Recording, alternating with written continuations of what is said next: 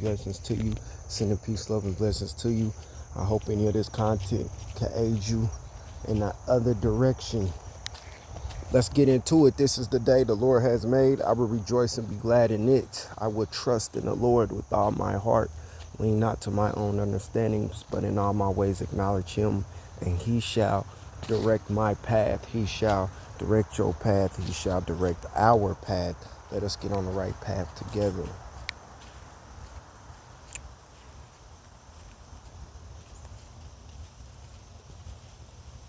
Sometimes you gotta quiet the noise.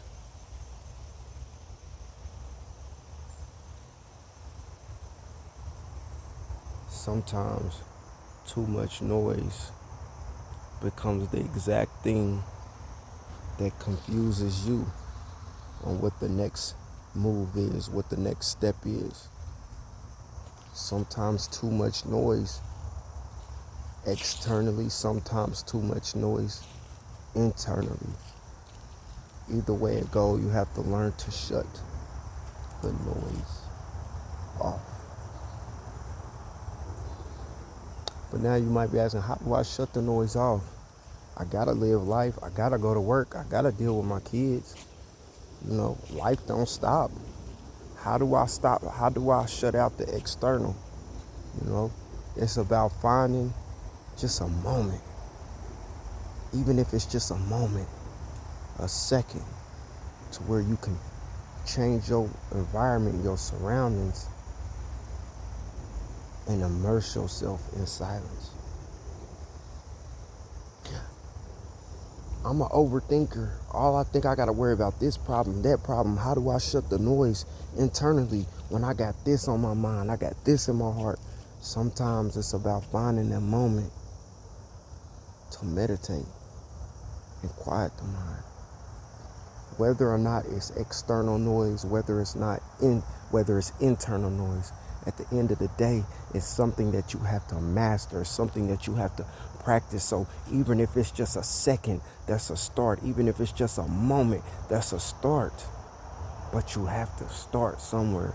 You have to begin to quiet the noise some way, somehow.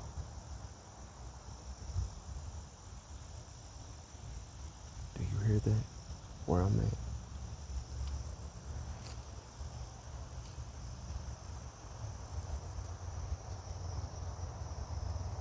Sometimes you have to find the quiet. It's not going to find you. Sometimes you have to force the silence. It's not just going to happen. Now, if you're blessed enough for the silence or that moment to find you, kudos. But for those who really struggle with quieting the mind and hear, or not being distracted by all the noise that's out here, well, sometimes you have to seek it.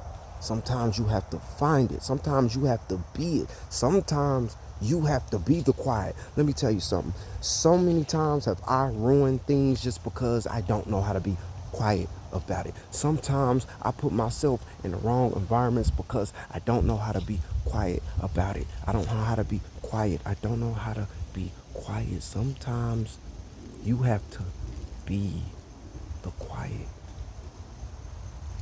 Sometimes you have to be the quiet. Either way it go, it's a possibility. Either way it go, it's something that's required for you to master self. Some things are required silence for you to really even hear the voice and instruction of God, for you to even understand who you are. Sometimes you have to be in the silence. Sometimes you have to sit in the quiet. It doesn't matter how lonely you get. It doesn't matter how lonely it feels. It doesn't matter how scary it may seem when you put yourself in the silence. It's still a requirement for you to understand what's going on around you externally and what's going on within you internally. Sometimes you just have to about your next move. Sometimes you just have to about your feelings. Sometimes you have to about the thoughts that you're having, about who you love, about who you like, about who you don't love, about who you don't like. At the end of the day, whatever your goals are, sometimes God needs it to be between you and him, not everybody else.